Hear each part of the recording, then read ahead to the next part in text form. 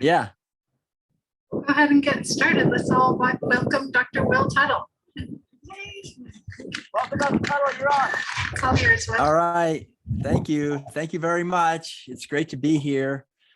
And thanks, Mike Young and Denise, for all your efforts to help spread the good news of vegan living in Florida and North Carolina and many other places. So yeah, so this is Dr. Will Tuttle, and I'm right now here in Northern California with my wonderful wife, Madeline. And so I wanted to share some thoughts and ideas with everybody. Thanks so much for caring. I think that's the main thing. What veganism is essentially, it's doing our best to awaken the heart of wisdom and compassion and be a voice for positive change in our society today. So the underlying idea for the Veg Fest and really for the whole movement of animal liberation and vegan living is based on the good news that all of us as human beings have been given this wonderful gift of a physical body. And we wouldn't be here without that. And with this physical body, it's been given also the gift of not needing any animals to suffer to get all the nutrients that we need to thrive and to celebrate our lives and to create beauty and harmony here on this earth. There's really nothing stopping us. We're given this gift of a physical body that's thriving on a plant-based way of eating and living. I've been a vegan myself since 1980. So here it is 42 years later, and I'm not the only one. There's literally millions of people who are long-term vegans and just as healthy and probably quite a bit healthier than the standard population. So from the point of view of health, I think we can see that animal agriculture is devastating really to our physical bodies, but also to the environment and to our society, to our psychological health, and to our spiritual health.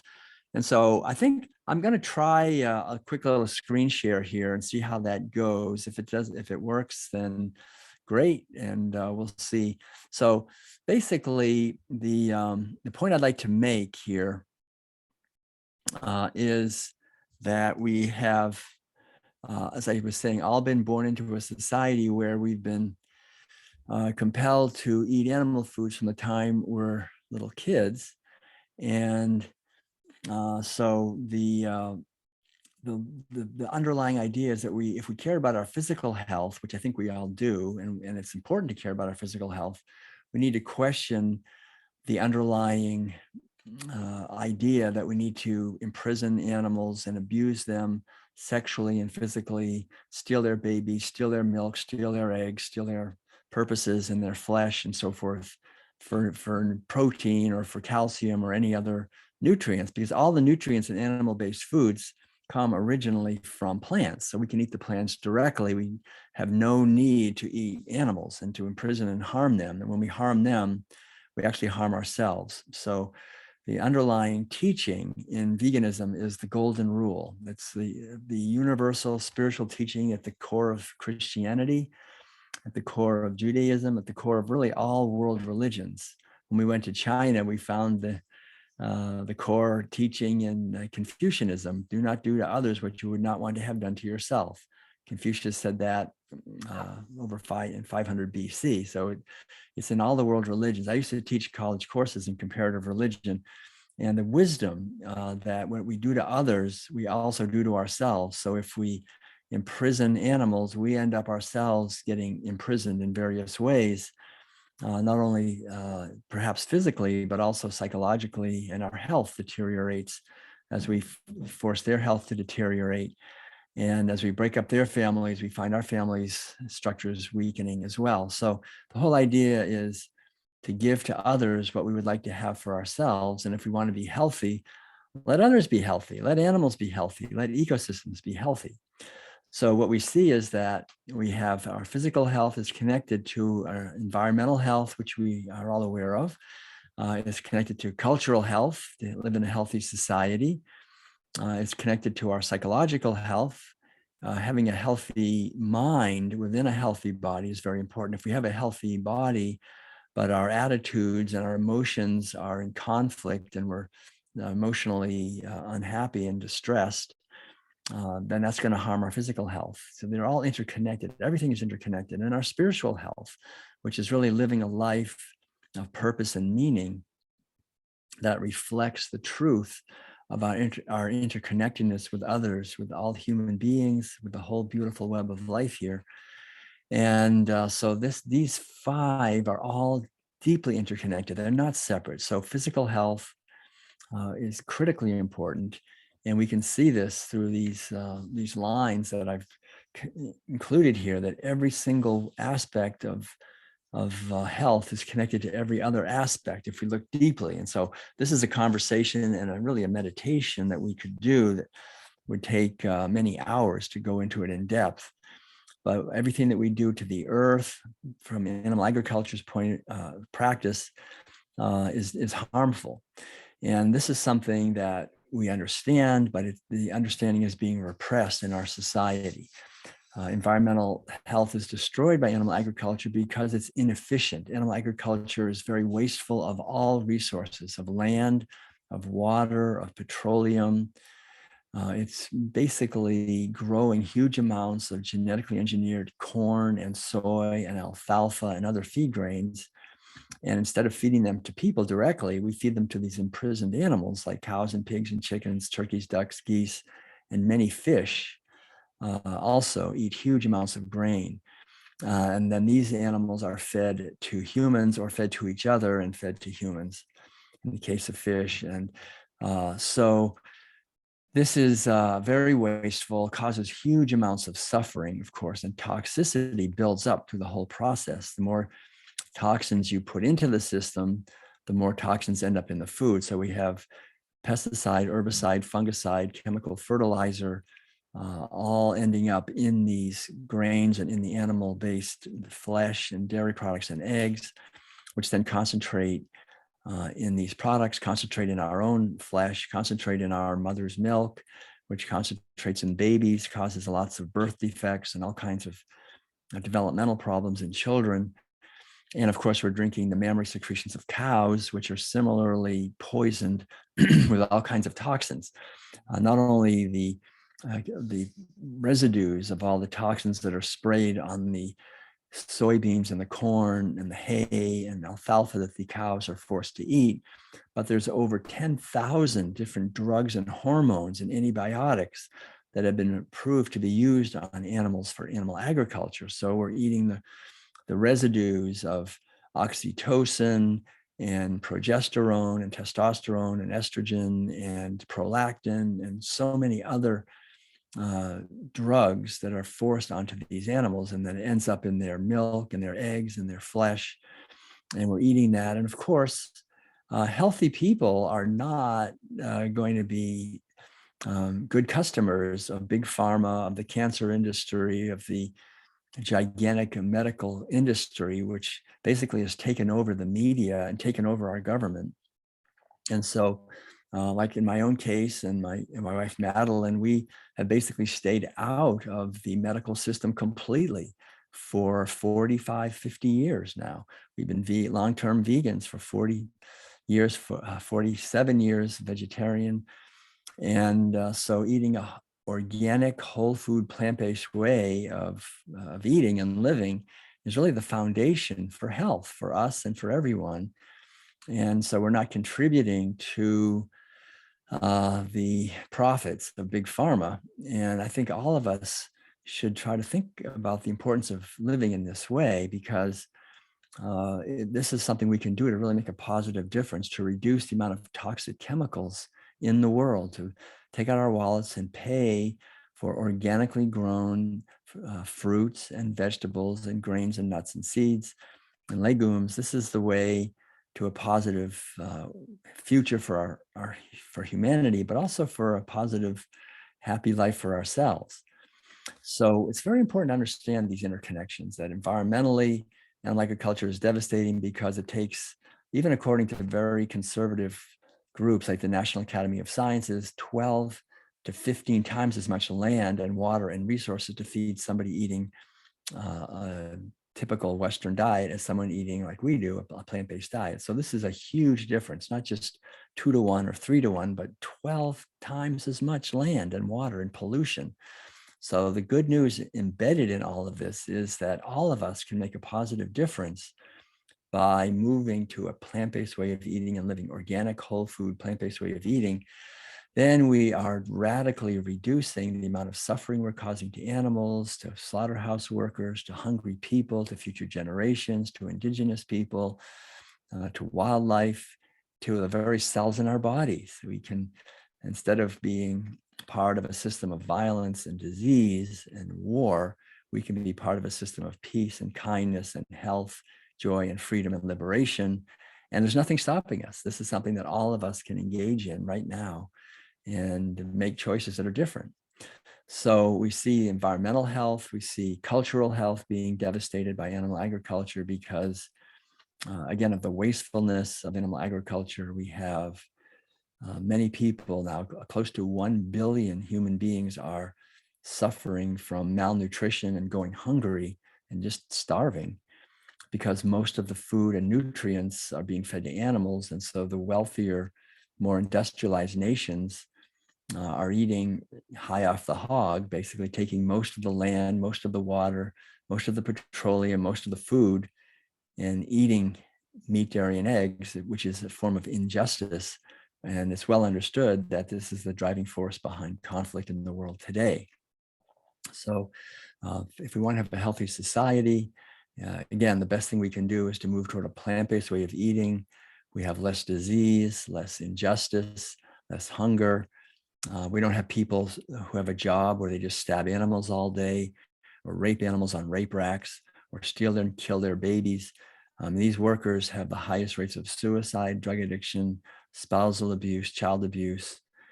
And so it's a whole web of trauma that is inflicted on animals and on workers and on hungry people and on ecosystems when we take out our wallets and pay for meat, dairy, and eggs. So we don't have to do it. We can pay for vegetables and grains and nuts and seeds and legumes and be part of a healing transformation on our planet. Our physical health and our psychological and spiritual health are all interconnected also, because the attitudes required for us to eat animal foods are basically not in our best interest. We have to be dumbed down and disconnect from what we're doing in order to eat animal food. So we have a whole society where people are dumbed down from infancy and told that we're just eating bacon, we're just having a fish stick, we're just having a burger, a hot dog. We don't really know what it is. We don't know the suffering and the abuse and violence and destruction and devastation that we're causing and we're eating. That's hidden from us, and we are not told about this. So as an entire society, we learn to stay shallow and just basically skate around on the surface of life instead of going deeper and looking deeply and caring deeply and feeling deeply and cultivating our natural intelligence, which is our capacity to make connections. So this is the key, to learn to make connections, to make the connection between the cow in the field and the burger in our hand, or the suffering of the fish as she's pulled out of the water, gasping for air, basically, because they drown in the air, just like we would die of oxygen depletion if our heads were held underwater. We do the same thing to these fish. So they die a very painful death at our hands, and it's completely unnecessary. We don't have to harm them in any way. And so spiritually, we are destroyed by animal agriculture. It's a huge hypocrisy for people who say that they are religious and care about loving God, and then we destroy God's creation and destroy the beings that God creates and torture and kill them. This is a satanic practice. It's a demonic practice to eat animal foods. And it's something that we're all indoctrinated into. It's never a free choice. That's important to understand. So I think it's good to kind of look at this from the point of view of history and see here that if we go back many thousands of years, animals about 10,000 years ago in what is today Iraq were reduced to being mere property. It was wild sheep and then wild goats and about 2,000 years later, it was wild cows and other animals. And so when these animals were reduced to being property, they were herded. That transformed the society at that time. And that society became our society today. It's the same society. We're born into that herding culture. It's organized around herding animals. Our society today is organized around imprisoning and herding animals for food. And so animals are reduced to being either property or to being pests.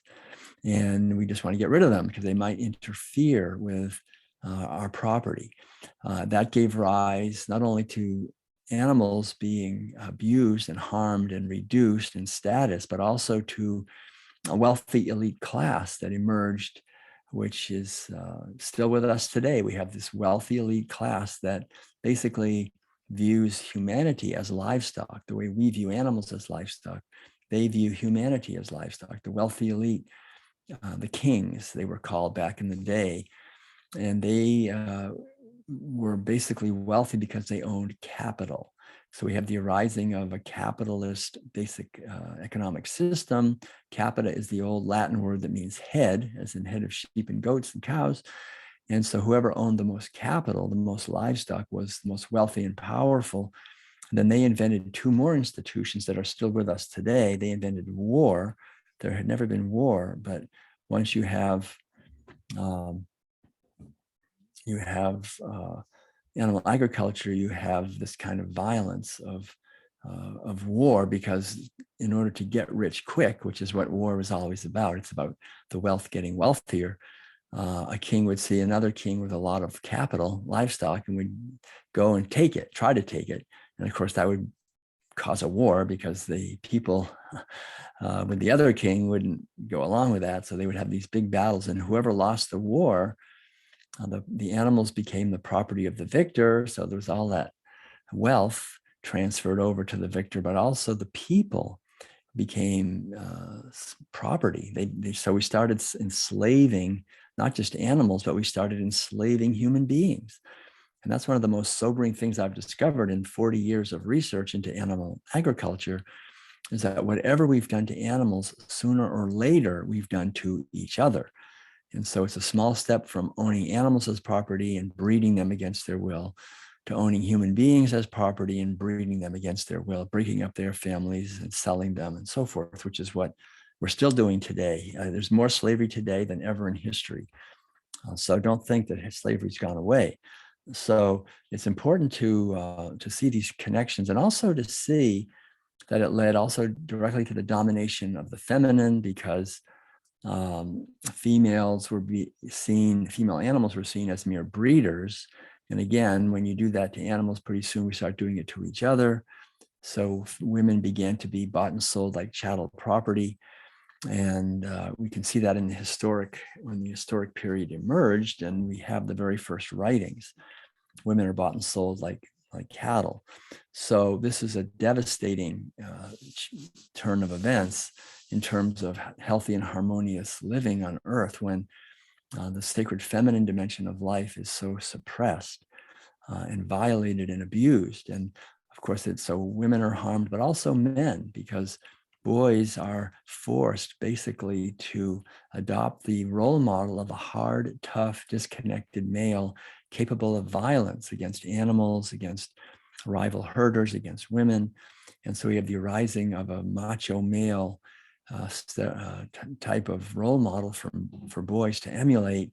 And so in the Eastern Mediterranean region, thousands of years ago, there emerged a very violent, warlike, patriarchal culture that gradually spread from there to the Northern Mediterranean region, Greece and Rome, basically, and then from there up into Central Asia and into Europe, and then from Europe, of course, in the colonial period, spread worldwide, and is still spreading right now, this herding culture. And we can see the devastation that it's causing throughout the world. It's spreading through McDonald's and Burger King and Kentucky Fried Chicken and Cargill and Monsanto and Bayer and the IMF and the World Bank and all these big corporations. I call it the military, industrial, meat, medical, pharmaceutical media banking complex. We have this complex that's controlled by just a few people, and it works very well to suck most of the wealth out of the pockets of most of the people and keep the control and power in the hands of this wealthy elite, and keep the earth subdued, and keep humanity subdued and animals subdued. And so if we are interested in freedom, if we're interested in health, if we're interested in a positive future for our children, then there's no way we can in any way support eating animal-based foods, because that's slavery and disease and death and misery and violence, not only for the animals and the ecosystems and the hungry people and future generations, but for us, ourselves. We see it all around us, and yet because our intelligence has been so reduced by animal agriculture, we don't see it. The average person isn't even aware of this. So I really want to congratulate you for making your way toward a vegan way of living based on, as we can see here, abundance, on healthier ecosystems, on healthier economies, healthier people, more justice, freedom, and equality, more harmony and peace. A vegan way of living is based on ahimsa, which is the old Sanskrit word that means non-violence. It's local, organic, whole food, plant-based way of living. That's what the LOWFPB stands for: local, organic, whole food, plant-based way of eating and living. So this is something we can all do right now. We don't have to criticize and blame and complain. We can, all of us, adopt a whole food, organic, plant-based way of eating and living. And we'll see that that the cow in the room, animal agriculture, causes dead zones, diabetes, all these things you can see on this graphic: the pandemics, rainforest disappearing, violent society, global warming, environmental devastation, health problems like angioplasty. 800 million people are starving to death. California's running out of water. One single industry causing so much harm. So I think it's important to understand that our way of eating and the choices that we make around food and other products. I wouldn't buy leather. I wouldn't buy wool. I wouldn't buy silk. I wouldn't buy any products tested on animals if possible, but especially food. Food is the main way we kill and abuse and destroy animals and ecosystems and our own health. We don't have to do it. We can look at these animals and we can see how beautiful they are. And we can see that we don't need to cause this kind of suffering. And so I'd like to thank all of you for caring, and for caring for cows, for chickens, for adopting a whole food, organic, plant-based way of eating this delicious foods, for caring for pigs. When we look at these foods and see these beautiful pears and apples and grapes and strawberries and watermelons and carrots and potatoes and lettuces and plums and peaches and bananas. I mean, they're so appealing and colorful and delicious and sweet, and the starches are so yummy. I mean, the grains and so forth, and we naturally are drawn to these to eat them. This is our natural human food, our natural intelligence to eat this. When we look at this and we see that Fiona, this pig who escaped from a backyard barbecue and ended up at a sanctuary in upstate New York, but we don't start salivating when we see her. We naturally, our natural wisdom and intelligence yearns to protect her and get to know her, right? So this is our wisdom. So these animals all are yearning to live their lives and to celebrate their lives on this beautiful earth. These are all paintings by my wonderful spouse, Madeline. She's a visionary artist from Switzerland and a longtime vegan like myself. And we just love the fact that these animals are celebrating their lives with us here. We care about them, and we love to allow them to live their lives and to do the best we can. They can fulfill their purposes, and where they can celebrate and enjoy nature, where their planet is not burned and flooded and stripped of resources. The koala bears are hanging on for dear life. The elephants are hanging on for dear life. And we see up above the elephants, the three doves who represent the three aspects of the divine wisdom that yearns to care for and love and nurture life. And the earth, the beautiful earth in the background always. The little frogs, the little fox, the beautiful animals of this earth, the cheetahs and polar bears, the tigers. All these animals are so precious, and these are our friends. So we can remember that. So I just mentioned I have quite a few different books here that are based on these underlying truths. So let's keep our minds open to the truth of being, the truth that we are here to create a world of peace and freedom and healing and caring for others, and that we can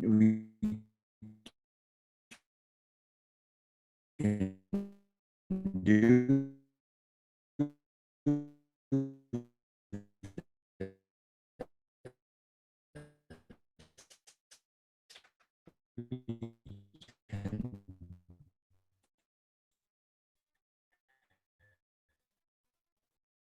we can create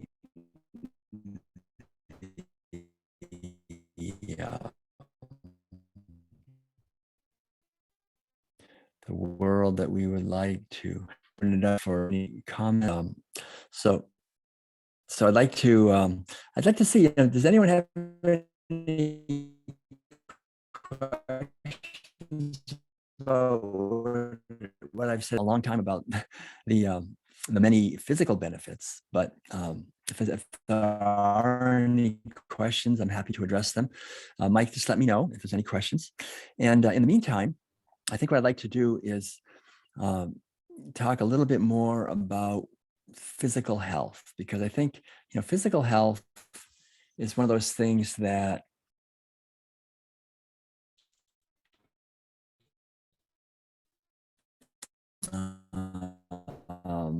first of all, that physical health, the health of our physical body, is very important. It's very difficult for us to live a life of meaning and to contribute to our society if we're not healthy.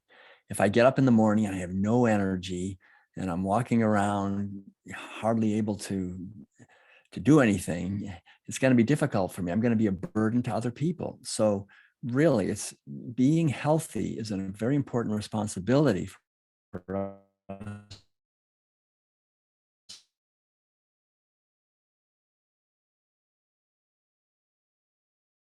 contribute to health. The most important thing probably is our attitude. They're very important. There's also creativity and relationships are all contributing to health. So there's many things that contribute to our health. So food is not the only thing. Food is huge because this physical body is a biochemical device, right? It's a biochemical system. So whatever biochemical products I put in here are going to directly affect it. So we can easily poison ourselves. And most people are poisoning themselves with toxic chemicals and with animal-based protein, which is very toxic and creates a lot of acid. So food is very important, but exercise is important. If we exercise a lot, we're burning calories. We can cleanse a lot of toxins. So exercise is very important. All kinds of exercise for strength, exercise for cardio strength and heart strength, and move the lymph system, the lymphatic fluids around. These are all very important. So exercise is critical, food is critical, but attitude is probably the most important thing for health. If you want to be healthy, then really the most important thing is to have a positive mental attitude. Wake up in the morning and give thanks that you have another day to live and learn and grow and thrive and celebrate and contribute to the world, to the people, to the situation here. If we have a positive attitude, that'll bring everything into alignment. And then we'll begin to naturally eat healthier food. We'll begin to naturally have more positive relationships. We'll begin to naturally want to exercise and get into the fresh air and the sunshine. And we'll begin to become more creative. And we'll begin to become more intuitive and connect with our own inner purpose. All of these things are critical. So the attitude is number one, most important dimension of being healthy. There's nothing more important than having a positive attitude that's not just based on a shallow idea of a positive attitude, like trying to just say something, oh, I'm happy, but we don't really believe it. But we have to actually go deeper and connect in a meditative way with the core, with the source of our life. This is why spirituality is so important to be healthy.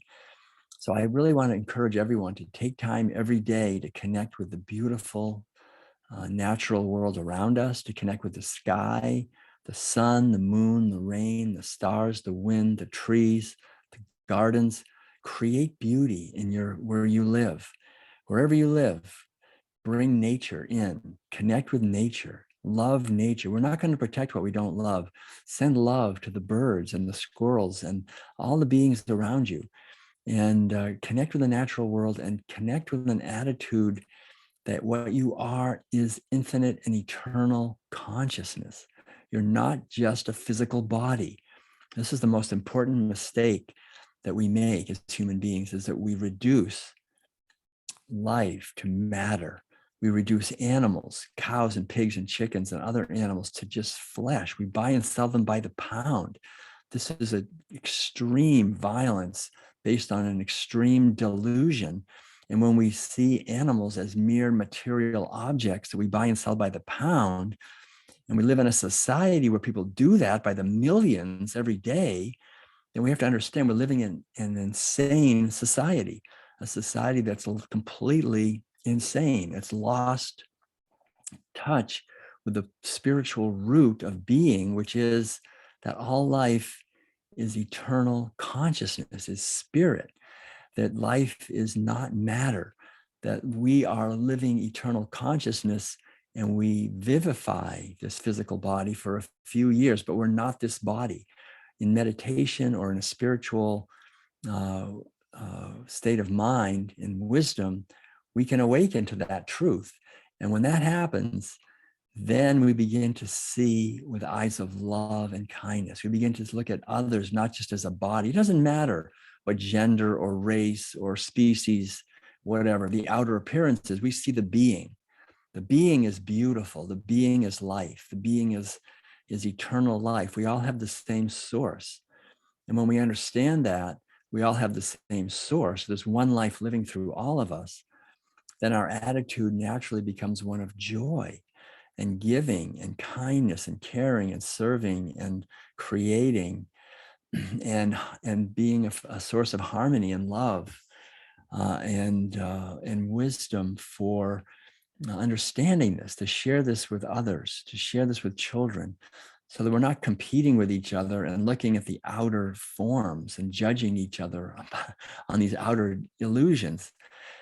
We begin to see that there's a deeper reality to life, and that we're here to fulfill a purpose, and we're really only here for a few decades. It goes by very quickly. And so every day is precious. We have a mission. Each one of us should wake up in the morning and be filled with joy and happiness that we have another day to work on our mission. What is your mission? What is your purpose? Why are you here? What can you do with your short, precious life to actually make a difference that you feel is your unique contribution to give? And when we connect with that, when we connect with our unique contribution to give, then we are a force on this planet, a positive force, a force for healing, a force for freedom, a force for sovereignty, a force for kindness and love and caring. Because the foundation of our society, unfortunately, is animal agriculture, which is destroying the lives and purposes of millions of beings, of animals are just born into slavery. And if we take out our wallets and pay for that, we're causing that. And if we're causing that, then we're responsible for that. But we don't just stop there. Typically in our society, we not only take out our wallets and pay for that, we then turn around and we actually eat that. We eat the violence and the misery, the pain and suffering and despair and toxicity that we force these animals to live in, to live into. And when that becomes the very fuel that we use to build and create our physical body. And we teach our children to do the same thing. It's not our fault. We only do it because we were taught to do that by people who were fooled. We've all been fooled. We've all been lied to. And it's gone through the generations. It's a big hoax. It's a big fraud. This whole fraud of animal agriculture, the hoax that we need to stab and imprison and kill other animals to get meat, dairy, and eggs to be healthy is nothing but a lie. And if we believe that lie, we will be destroyed. Ultimately, we are destroyed. I mean, as a society and as a world, we will be destroyed, because it's very true. I think what Voltaire said, the great French philosopher, he said, if we believe absurdities, we will commit atrocities. And that's basically what's happening today. We believe absurdities, that we need to imprison animals and eat their flesh to be healthy. And because of that, we commit atrocities and we go to war and we give our money away to pharmaceutical companies that only make money through violence and through toxicity. And we allow ourselves to be deluded, and we allow our children to be abused. And so veganism is loving kindness and caring that's based on wisdom. It's based on looking deeply and realizing the gift that we have of health and not being afraid of nature, not being afraid of animals, and not being afraid of bacteria, and not being afraid of viruses, not being afraid of anything. There's nothing to be afraid of. We are infinitely spiritual, eternal beings. And when we understand that, we live our life as a celebration. And we understand that disease is actually merely the body doing its best to cleanse. We're always in the act of cleansing. And so if we're eating an organic, whole food, plant-based foods, if we're waking up in the morning and giving thanks and having a positive attitude, if we're exercising every day, if we're taking care of the environment, if we're swimming every day, connecting with nature, running, getting plenty of sunshine, not eating any trans fats or toxic chemicals, foods without any herbicides or pesticide residue, organic, whole foods, then we have a foundation for health. We have a foundation for health. And if we have any disease, like if we have a sore throat, a runny nose, a headache, stomach ache, it's our body cleansing. Every time, if I go to a restaurant, which I don't do very much anymore because most restaurants do not serve organic food. So we make our own. We have picnics. But if I go to a restaurant, like I used to do, and I eat some food with MSG, I get a headache. I know for sure. The next morning or that night, I get a headache, and it's my body cleansing the MSG, which is a toxic chemical they put into the food. Well, it's the same thing with everything. You get a stomach ache, you get diabetes, you get heart disease, you get cancer. All of these are the body doing its best to cleanse toxins. That if we don't allow our body to cleanse, if we go to the doctor and get a drug or go to the pharmaceutical, like I haven't been to a drugstore in 50 years because I'm not going to get any aspirin or Tylenol or Alka-Seltzer or X-Lax or whatever it is, these chemicals that they have, because I know that I want to let my body cleanse if something comes up, and it'll go through it. And then I'll be stronger and healthier. The immune system gets stronger. So the whole idea is to realize that our physical body is a magnificent self-healing work of divine genius. And when we follow the rules, which we know in our heart, our kindness and compassion and caring for the earth and for animals and other human beings and each other and ourselves, then we'll be guided to eat the right foods and live our life as an expression of kindness, and we'll be healthy. We'll live a healthy, strong, happy life. So when that happens, then we're not afraid, and we're not going to be looking that other people can make me sick, for example. I mean, what a joke. I mean, no one can make me sick ever. I mean, I've never believed that in 50 years. There's no way someone else can make me sick. In fact, what I do is I go around and anyone who gets too close to me gets healthier. We can all do that. We can all be a force for healing. We just radiate love and positivity and kindness to others and make them feel better. We don't go around being afraid of each other and like, oh gosh, you know, or you're going to make me sick. No, we are healthy, and veganism is a movement based on kindness and love and health, and celebrating the unity that we share with each other, celebrating the love that we share with each other. This is really what it's all about. Dr. So Tuttle, yes. It's Mike. I'm here in the audience. I was wondering, you've said so many things here about how great veganism is, and I agree with them all. And it seems to make sense from so many angles like you've described. Do you think it's only a matter of time until everyone adopts veganism? Yes. Yeah, I do think it's only a matter of time before our planet is vegan. The thing is, I wrote about this in my book, The World Peace Diet. I have a sub chapter in there, which is entitled The Last Days of Eating Animals. And we are in the last days of eating animals. And so for sure, it's going to stop. I mean, eating animals is definitely going to stop. That's good. It cannot go on. So, but the thing is, we have to understand that it's going to stop in one of two ways. It's either going to stop because we awaken, and the seeds that you're planting, Mike and Denise, and the seeds that everyone is planting for veganism continue to flower, and the whole world goes vegan, and we can live on a fraction of the land, on a fraction of the water, on a fraction of the resources. We can celebrate our lives with abundance here and create a world of peace and freedom and harmony for everyone. That's one way, by going vegan and choosing that. The other way is that we won't. We will continue to eat animal foods, and we'll continue to get sicker, and the wars will continue to get more violent, and nuclear weapons will continue to proliferate, and humanity will be rendered extinct. And then we'll be vegan. I mean, there'll be these will be the last days of humans eating animals, one way or the other. It's not going to go much longer. It's pretty obvious that the violence inherent in animal agriculture will destroy humanity for sure. There's no way we can have a future if we're going to continue to eat animals, because not only the violence of animal agriculture, but the attitudes that animal agriculture requires. Animal agriculture requires us to disconnect from our natural wisdom. It requires us to live in a society where the strong dominate and exploit the weak. So if we're going to have a society where the strong dominate the weak, and we have privilege and elitism and slavery, then it's only a matter of time before that breaks down and we destroy ourselves. And so the system will end for sure. The violence in the long run will end. And what happens after that, of course, will be then a regeneration, a rebirth. This has happened probably before. I mean, I used to teach college courses in world mythology.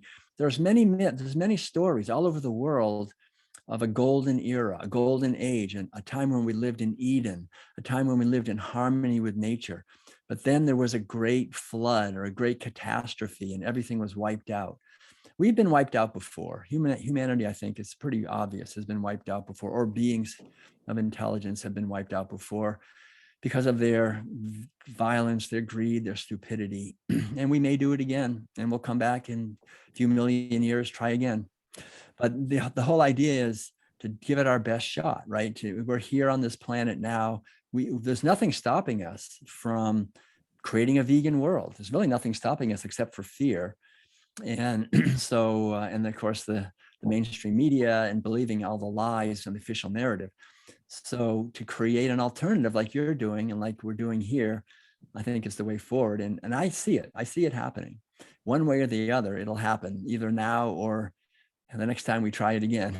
So hopefully that helps.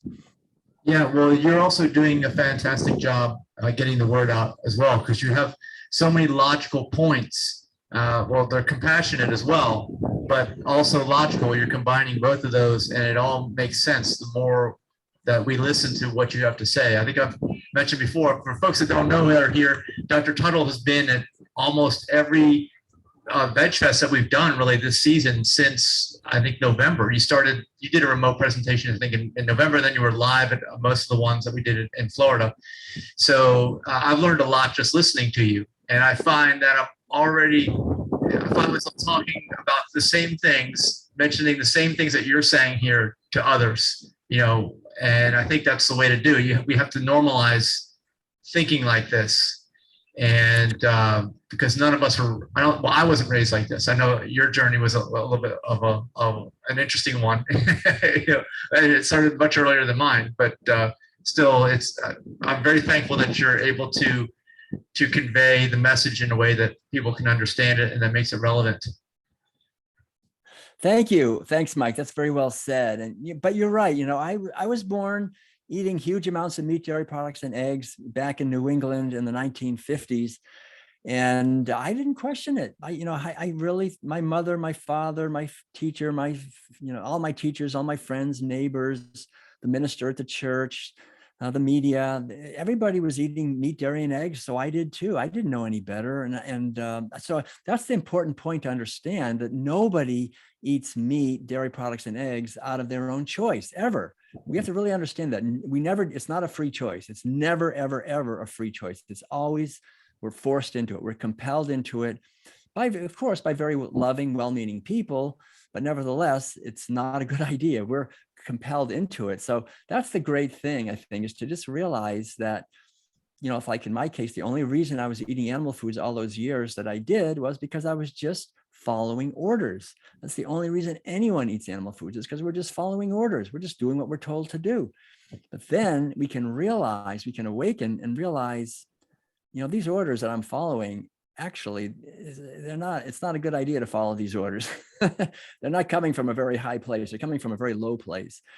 And so then we stop following those orders. We learn to follow the orders that Jesus gave us, or the orders that the great spiritual teachers, or the orders that come from our own inner wisdom of compassion, for caring. And then we go vegan, right? And when we go vegan, we're living in harmony, not only with all the world's religious traditions, but we're living in harmony with our own inner wisdom. And then we become, as Gandhi said, we become the change that we would like to see in the world. So I'm not interested, quite honestly, in trying to change other people. I'm not. I mean, if someone came up to me and tried to change me, I'd fight back. That's a healthy thing to do. Vegans make a big mistake thinking we have to go out and change the world. We don't have to change the world. We have to change ourselves. We have to make our own life be a living example of what veganism is, which is love and kindness and caring and mercy and tenderness and gentleness and creativity and intuitive wisdom. So to do that, that's a big work. That's hard to do, in all my relations with all animals, not only the non-human animals, but with the human animals, to have kindness and love and caring. And then out of that inner work, then we can begin to put on Veg Fests, or to create a vegan restaurant, or to start creating videos, or to write books, or to talk to our friends and neighbors. Out of that, we plant seeds, and the seeds we plant will bear fruit. It's just like Jesus said, when we plant our seeds, if we're living it, then we plant them much more deeply, and people will feel that.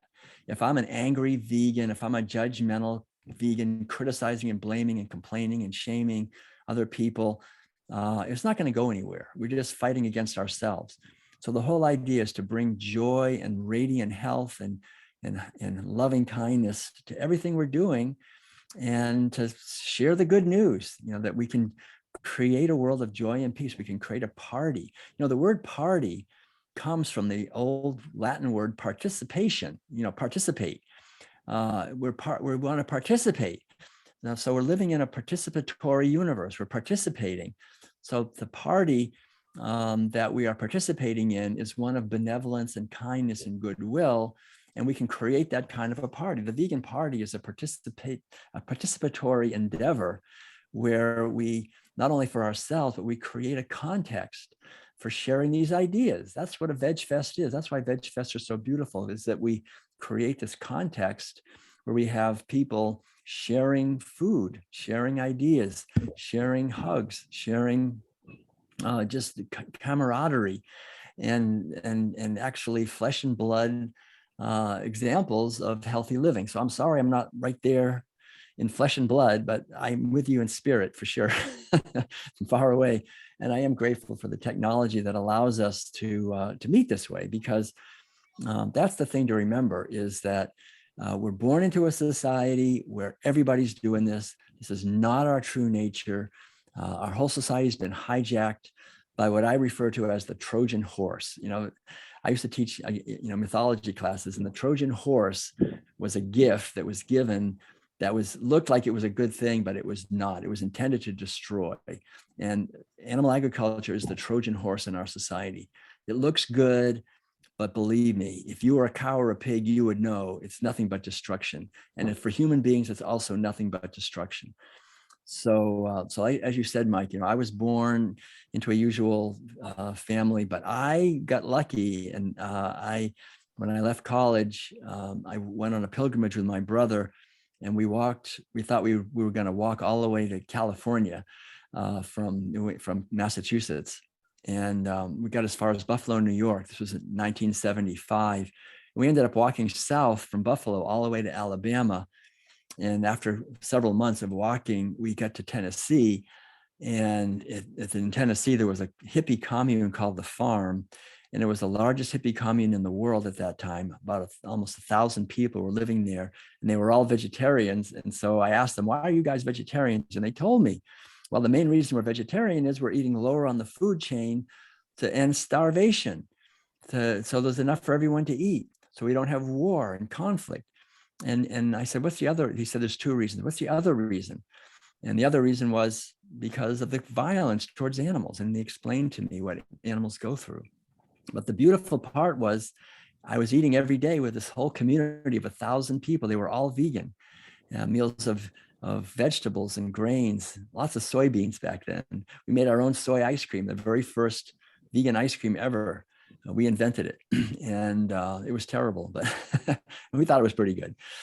So I was in there. I'm really on the ground floor of this. I feel so grateful for that, and people really caring about creating a positive future. So I've never eaten meat in my life since being at the farm.